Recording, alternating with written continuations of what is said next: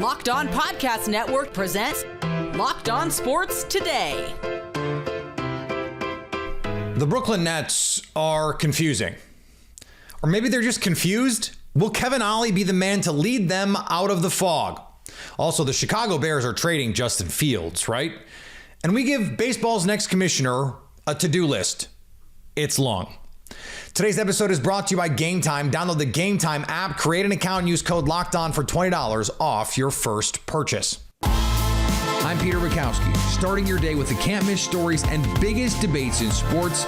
You're Locked On Sports Today. Searching all major sports. Found. Let's start with the biggest story. The Brooklyn Nets came into the season with an interesting collection of pieces, but no real aspirations of competing in the Eastern Conference. So, of course, they did what everyone expected and traded off pieces at the trade deadline. No, they didn't do that for reasons that remain unclear. And for reasons that also remain unclear, they waited until the All-Star break to relieve Jacques Vaughn of duties after the game. Apparently, like a very, very strange timeline in Brooklyn right now. Adam Armbrecht is here from Locked On Nets to try and help us make sense of all of this. Adam, can you explain to me anything that the Nets have decided to do, attempted to do this season? It all seems very bizarre to me. Yeah, Peter, they say shooting from the hip isn't always the best NBA policy, but I think Brooklyn's bold in that sense. And most GMs don't survive their third or fourth and what could be a fifth coach potentially. But that's the way that the Nets like to do things. When it comes to Jacques Vaughn, we thought that him being fired in season seemed very unlikely because of what you mentioned there. There's not a ton of expectations for this team. A lot of turnovers after the superstars left last trade deadline. So why potentially put an in-house or outside candidate in a really difficult spot over the remainder of this season? And then once the deadline passes and the All-Star game passes, you just think that they're going to kind of stand pat. So no, there's not necessarily a logic to this pattern, short of saying that it seemed like Jacques Vaughn had kind of run out as a voice in the locker room and with these players. And even guys that are fairly company line, like Mikal Bridges, had started to become more vocal in feeling like things needed to change. Something had to be different. And we know you don't fire players, you fire coaches. Okay, that makes sense, I guess, to a point.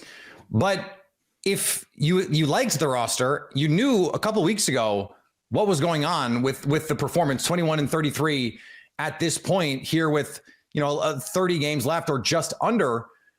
So what is going to be the explanation for why this happens when, okay, we like our guys, we know we're not performing well, but we're not going to sell off. Like I'm still trying to figure out how you reconcile what they did at the deadline with this, or are you basically just telling me don't try to ascribe logic where there is none?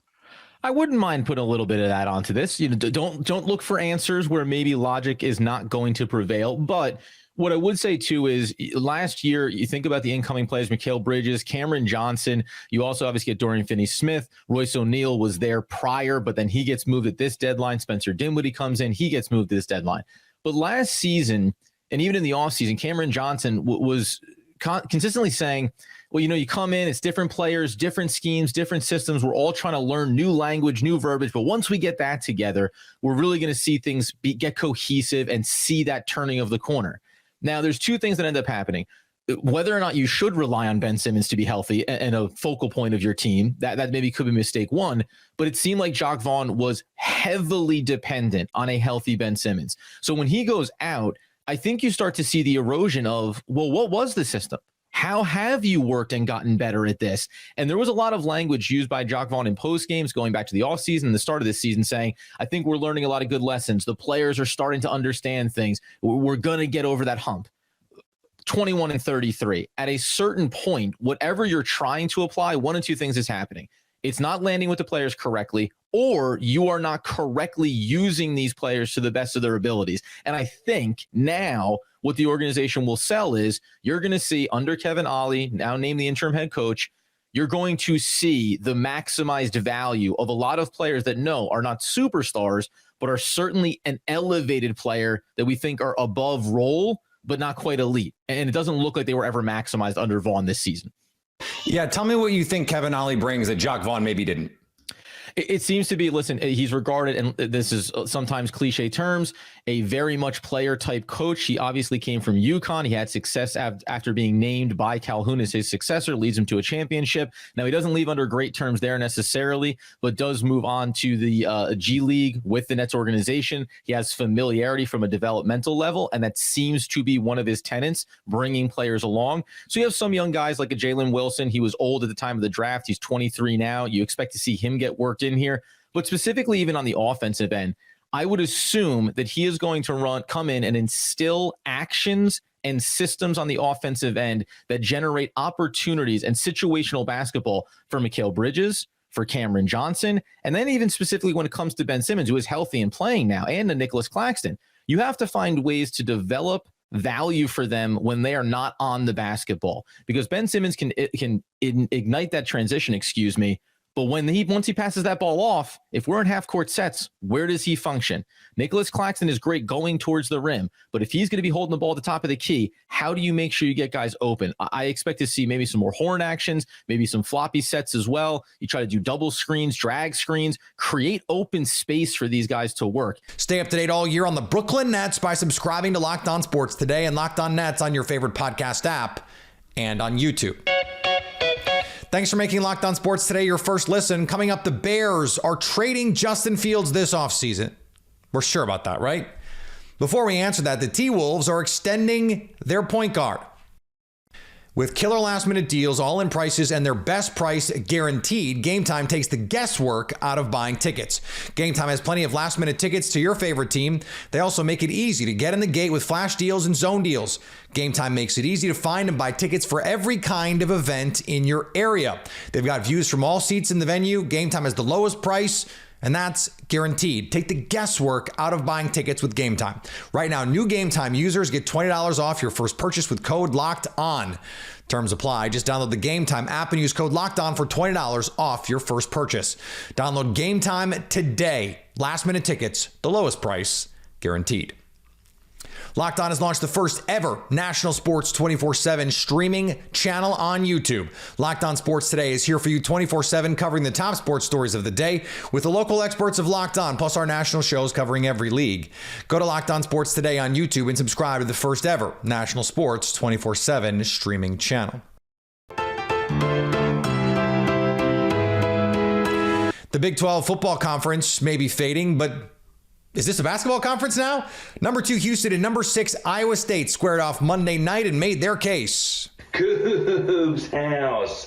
The Houston Cougars knocked down number 6 Iowa State to stay perfect at home and take over sole possession of first place in the Big 12. Now, obviously, led by Jamal Shead. He had 26 points, 20 of those in the second half. A fun outing for sure in Fertitta. We've been breaking it all down a second on Locked On Cougs to be sure to get you the latest up-to-date things on everything Houston Cougars each and every day. So make sure you subscribe to talk all things Iowa State. Later this week, we got to get ready for Baylor because things do not get easier as Houston heads to the number 11 team in the country over there in Waco this weekend. So all kinds of fun stuff going on Locked On Cougs.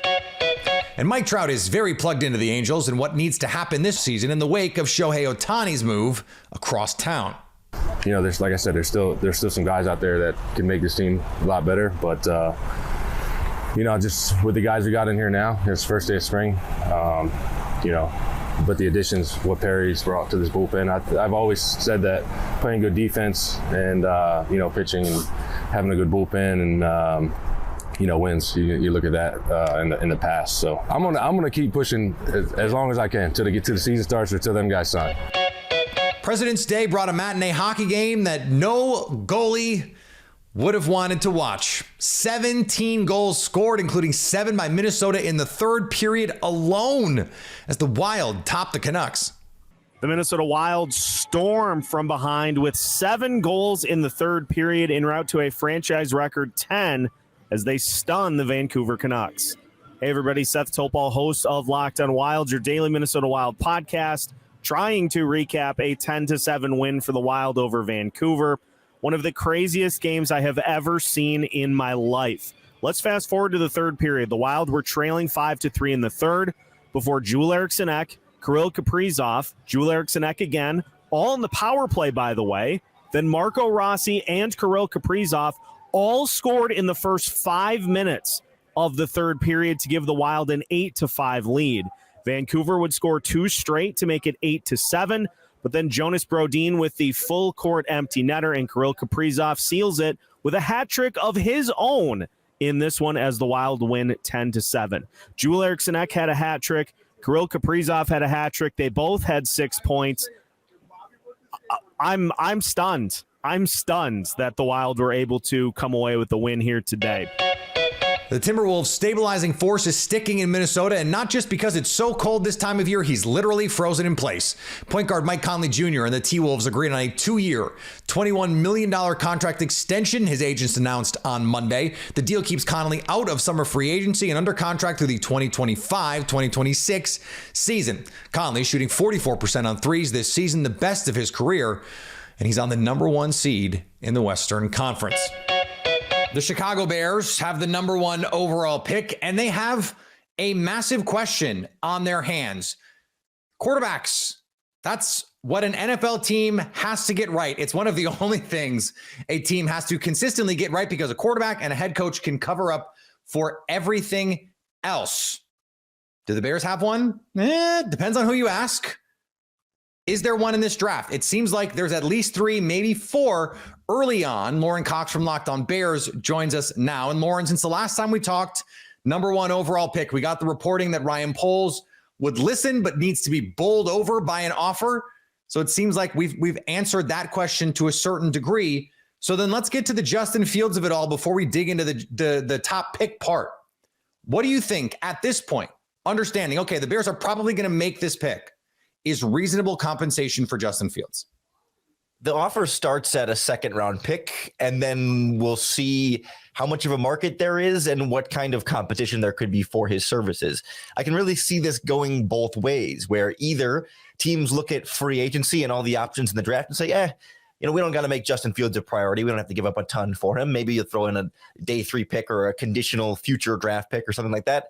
Or I could see teams looking at it and saying, man, Justin Fields on the last year of his rookie contract plus a 5th-year option is going to be a lot cheaper than a lot of these quarterbacks in free agency. And we feel like he's a little bit more of a sure thing or a known commodity compared to what a rookie might be in the draft. And we as a team don't know for sure that we're going to land that rookie in the draft. So Fields can be more of that, like, we've got an answer at quarterback. So there could be enough of a competition. And really all it takes is 2 teams interested in his services. And ultimately, I think somebody will give up something, but it'll be a 2nd-round pick plus some change.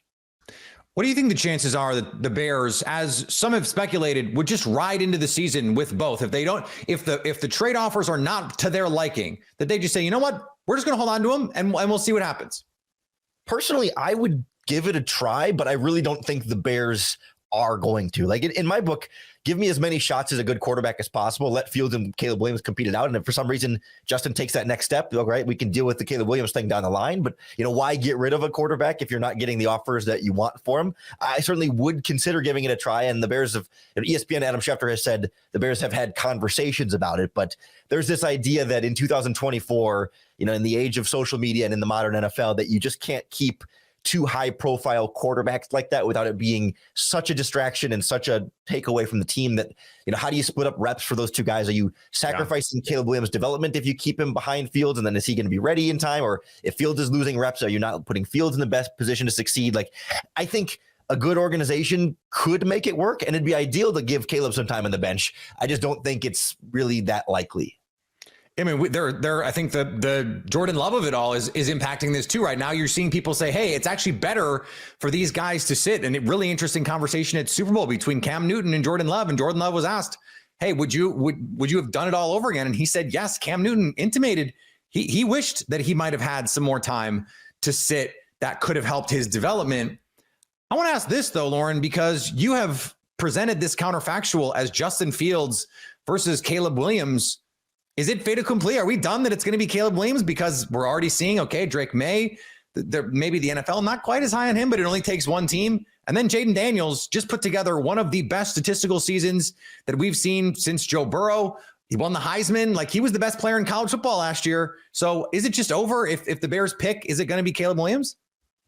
everything is pointing that direction right now. And honestly, I think the Bears are about 90 to 95% there. They still want to go to the combine, get all the medical checks on Caleb Williams, do the interviews, really get super comfortable with him. But certainly on tape, he is the guy that they've targeted and then they're really moving forward towards. But I mean, I do think it's a valid conversation, not just Caleb versus Justin, but it's like, okay, Caleb or trade down a couple of spots, maybe still land Drake May or Jaden Daniel, still get that quarterback of the future and whatever haul you could get by trading down. Like ultimately, I think staying there and taking Caleb is the best bet, but they're going to listen to those offers. Like you said, has to blow them away, but you're weighing not just Caleb versus Justin, but Caleb and then a bunch of picks with a rookie quarterback, versus Caleb. They got couple different ways you could go there. Stay up to date all year on the Chicago Bears by subscribing to Locked On Sports Today and Locked On Bears on your favorite podcast app and on YouTube. Coming up, the next commissioner of baseball has a lot to do. Get buckets with your first bet on FanDuel, America's #1 sportsbook, because right now new customers get $150 in bonus bets with any winning $5 bet. That's $150 if your bet wins. Bet on all your favorite NBA players and teams with quick bets, live same-game parlays, exclusive props, and more. Of course, you can also build same-game parlays for even bigger payouts. They don't have to be live. Build them anytime. Just visit FanDuel.com/lockedon and shoot your shot. You can also check out future bets for Major League Baseball, the favorite to win the World Series. Hold on to your hats. You're not going to believe this. It's the Dodgers. FanDuel has them plus 320. The Braves right behind them plus 450. Then the Astros 7-1. The Yankees 8-1. And the defending champion Rangers, the 5th best odds at 14-1. FanDuel, official partner of the NBA and official sportsbook of Locked On.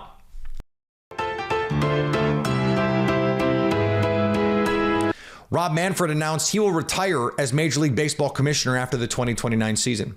What should be on the to-do list for the next commissioner? Locked On Major League Baseball host Sully has 11 things for the next commissioner to do. Obviously, the first and foremost, which I believe will happen under Manfred, but if it doesn't, we got to do something about it, is realignment. Then you'd expand by 2 teams. Albuquerque, I don't know. I'll listen to all things to go along with Nashville. With the realignment, you can do radical new changes to the schedule. All right? End the season on Labor Day. And you begin the wild card series the day after the regular season. And since all 3 games are in the same place, there's no travel days. You don't have a team sitting out a week. Those are some of the easy things I would do. I've mentioned my desire to have the waiver wires, be able to block trades in a waiver wire deal, to have that all year long. You can block trades all year long, except for 2 12-hour periods where waiver wire rules are lifted, and you'll have a 12-hour window of a complete feeding frenzy of trades. And obviously there's a couple of things like I think that each team should get 4 pitchers per 9 innings. And the other is no more ghost runner on second. After the 12th inning, it's a tie. The idea of blacking out a game is absolutely nonsense if based on attendance or if based on, well, we've signed a deal with a TV company. Most people aren't watching TV. Most young people don't watch TV. Get that through your head. They watch their devices. They do other things. They don't sit and watch the television. So don't black it out from where the eyeballs are. You create the Ultra MLB TV package. It might cost a little more. Sure, we're not communists. Also, encourage TikTokers, YouTubers, whatever, to make lots of original content. Don't shut them down. Well, there's a copyright restriction. Go to hell. Don't shut them down. They're doing heavy lifting for you. Hire people from Marvel. But they turned a niche interest of some of these comic book characters into national phenomenons because they focused on the diehard fans of those and made it so exciting that they got so excited, those fans got so excited that everyone else wanted to join in on that communal experience.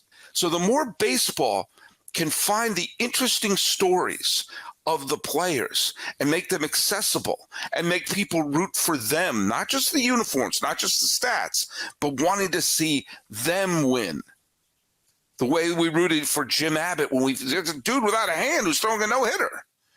Not everything's going to be as extreme as Jim Abbott, but find those stories so people can relate to them. Changes are slow at the league level. And expecting a commissioner to come in and just wave his hand and change everything, of course, that's not going to happen. But it is important that whoever is next understand that the game does need to change. It does need to evolve.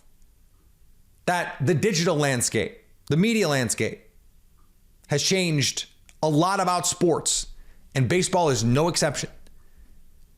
And if they don't keep up, it's not going to go great.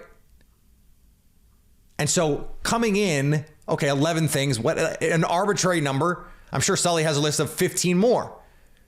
But whoever is next, whoever takes over baseball from Rob Manfred, has to be even more willing than he was to shake things up. More willing than Manfred was when he took over for Bud Selig, who not exactly known for being a party crasher.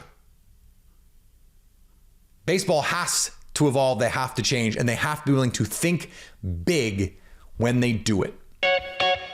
And finally, the Washington Nationals are now the second team in the past year to pull their for sale sign. Principal owner Mark Lerner told the Washington Post on Monday during spring training in West Palm Beach, Florida, that his family is determined they are not going to sell the team. Of course, that means at least for now. A National spokesperson confirmed the Post report, which seems a little superfluous because Mark Lerner was the one who said it. But the Nationals were on the market for almost 2 years. Remember, this just happened with the Angels, who went up for sale and then promptly said, we're not selling. Why is this happening? Is no one trying to buy these teams? Meanwhile, billionaires are clamoring to buy NBA and NFL teams. This should make the league very nervous. Locked On has launched the first ever national sports 24/7 streaming channel on YouTube. Locked On Sports Today, here for you 24/7, covering the top sports stories of the day with the local experts of Locked On, plus our national shows covering every league. Go to Locked On Sports Today on YouTube and subscribe to the first ever national sports 24/7 streaming channel. Coming up on the next Locked On Sports Today, is Shohei Ohtani going to bring a World Series to the Dodgers this year? So at least until tomorrow, stay locked on sports today. Locked On Podcast Network presents Locked On Sports Today. For more episodes of Locked On Sports Today, go to our video on demand. Click on Sports at the top of your screen. There, you'll find past episodes of Locked On Sports Today, plus other Locked On shows on demand.